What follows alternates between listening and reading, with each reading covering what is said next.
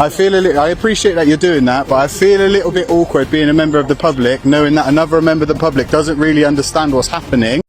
Evening. Nice to see down there. I don't know what's going on, but see the police car and the policeman. Let's see what's going on.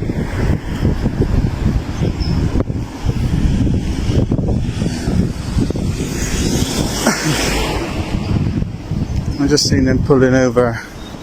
When I drove past firstly, they had somebody else pulled over, and I've just seen them pull over this driver. See what they're up to.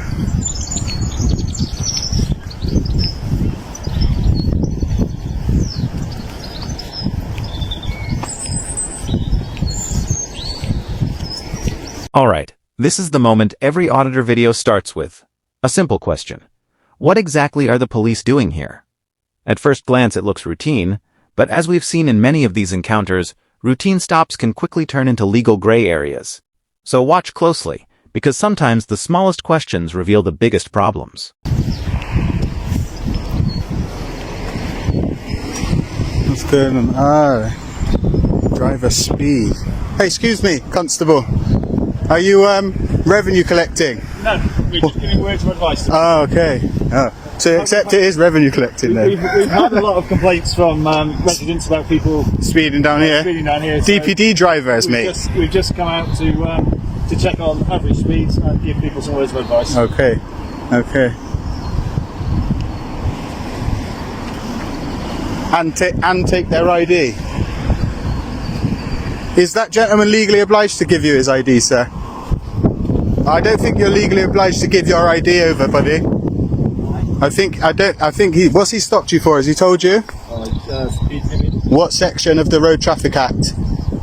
So do you mind? I'm trying to talk to her. I'm just trying to help him. You clearly doesn't understand English very well, do you, sir? Obviously, what I'm doing is checking you because you told me that currently you're doing Sorry, he doesn't really speak English very well. I'm sure you're aware that under the Road Traffic Act, I know, but he doesn't understand that. as for the identity of the driver, we have to. Sir, I absolutely know that, but I don't think this gentleman in the car actually understands what's going on here. Okay. Well, again, this is a words of advice situation. I know, but that's what we like to do. I appreciate that you're doing that, but I feel a little bit awkward being a member of the public, knowing that another member of the public doesn't really understand what's happening. Notice how the auditor approaches this. No shouting, no accusations, just questions. That's actually a powerful tactic.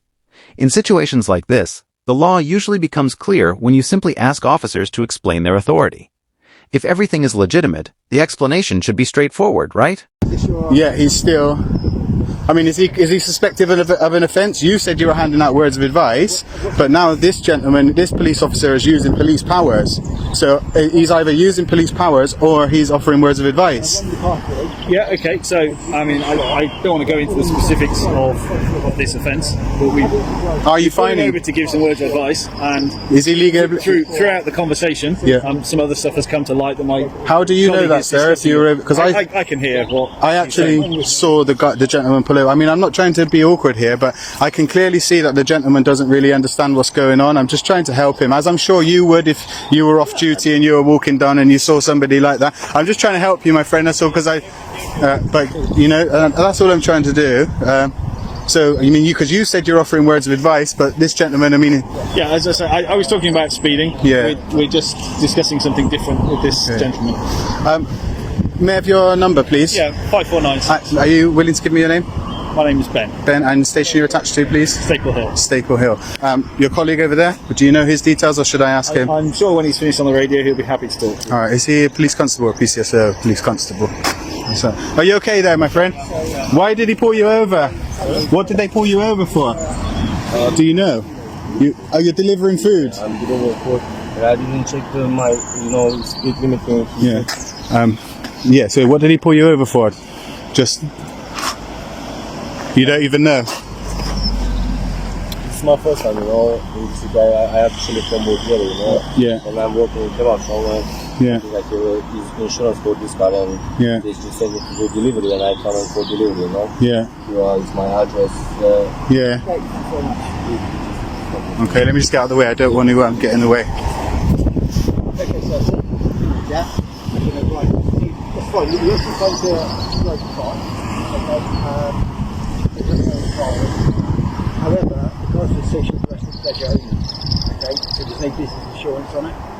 Okay. So do you understand? So you get insurance. I've got your insurance, and you can drive it around to see your friends. Yeah. Or to go shopping. Do social stuff, but what you're doing is that you're delivering food, so you need business insurance. Does that make sense? Yeah. Because yeah. No, I understand.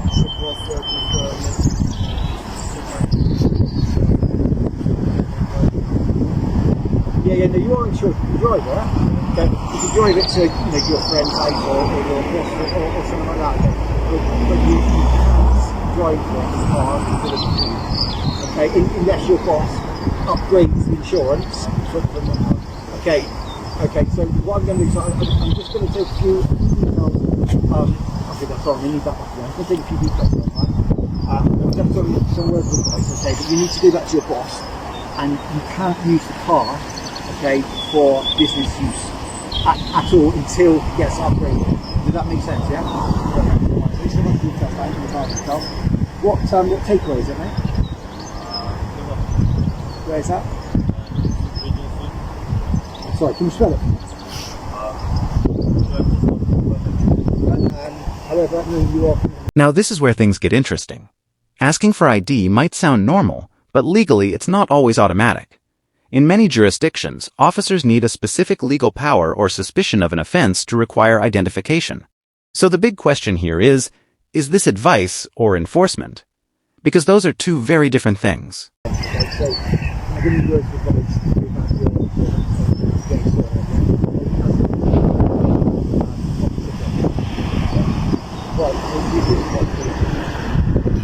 I'm not in your line of sight, am I?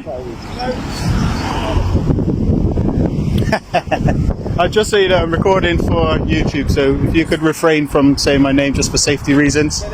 Thank you. That's what I'm saying. He's saying that you were saying that. I'm just trying to help you out. Yeah? I'm not giving you a ticket. I'm just saying that you need to...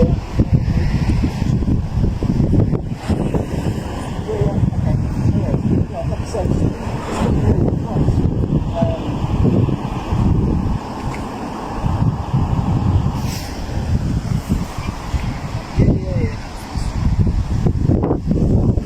How do you know who I am then, Ben, by the way? It was Ben, wasn't it? It was.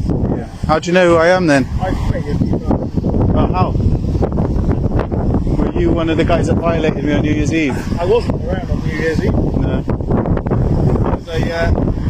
You were at the bus stop once. Near the M32. That was New Year's Eve. Was it? Yeah. So you were there when the Detective Inspector Michael Ray, that incident. I don't know. What's your surname? Foot it. No business. Maywood. No. Twin. No. Rochford. They were all there though. I know they were all there because they're all going into my civil claim. Who are you then? What was your surname if you were there? Because you'll be added to that too. How could I actually? I was there, but I didn't. I don't want to. Let me know if you're trying to work because I don't want to impede on your work. All right. So if When you see a car. all right, okay, cool. All right, let's see a car. So, but I'll ask you a question though. If you were there as an attested constable, why didn't you stand up for my rights? When you go back, it gives you another And that's just a genuine question. I'm not even being facetious. Like, but why didn't you stand up for my rights if you were there? I was asking you to calm down at the time. You would have saw. You would have seen how I was at that time. And I asked you to calm down and just take a seat so it could be discussed. But my Colleague, go on. Excuse me, Constable. May I have your name and number and what station you're attached to? Yeah, Staple Hill 5066. Thank you very much. And your name? You're welcome. You don't need that. You got my column number. Yeah, no, I was just wondering if you would give it. That's all. It's Mark. If you're my first name. No, it was just. It wasn't for any other reason other than me going to find out why you stopped the gentleman. That's all. And here's a subtle but important move from the auditor, documenting the officer's details. This isn't about confrontation, it's about accountability. When public officials exercise authority, transparency becomes essential. And once names and badge numbers enter the conversation, the tone of an interaction often changes. Anyway, guys, continue the good work then, I guess. But I suggest having reasons for stopping people there. Like, that guy, genuinely, I'm not trying to be an idiot, but that guy didn't have a clue what you were saying at first. He didn't understand English really at all. Well, he's got a very good understanding now, so, you know, it's all been clarified. But, He doesn't know what just happened to him. You and I know what just happened to him, but he doesn't. well, but look on the other way. You know, he was committing an offence, and now he's aware he's committing an offence, he'll put it right, therefore, problem solved. Do you know what I mean? So how come you didn't fine him if he committed an offence? At that point, I felt words of advice were more appropriate. Okay. So what's the kind of like general, like how do you work that out? Like why aren't words of advice always the best way? No, not always. It depends. I mean, if you get repeat offenders, then obviously you need to take further action. Yeah, but like that. you said, that guy there was, you know, a little bit unsure about things, so he has some words of advice, and he's going to go back into the situation. Problem solved. Yeah.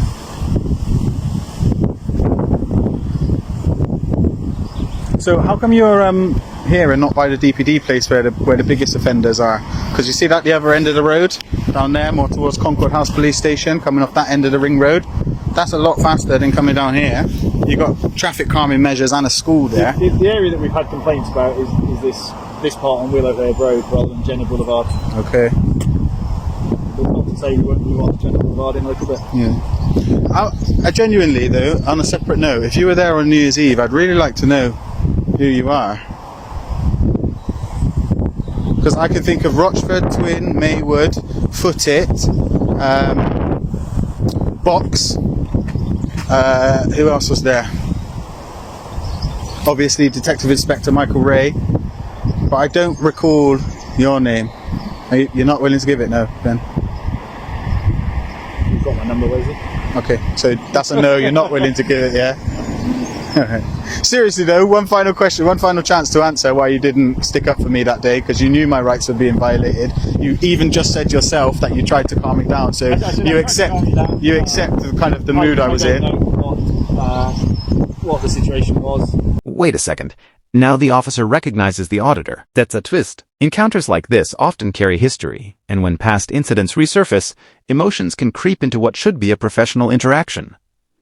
The real question now becomes, does prior familiarity influence how officers respond? I think the fact that we went to trial, To somebody who obviously radioed it. yeah, and then we went to trial and the CPS offered no evidence, which proved that I actually didn't do anything wrong. In fact, which proved that I was violated. I'm unaware of what happened afterwards. It's something I followed. But you still didn't do anything. It's dereliction of duty, isn't it? Anyway, we could go on forever. I'll let you get back to your job. BC 5496. We'll see each other soon in court, I suppose. Sir, keep on violating our fellow public.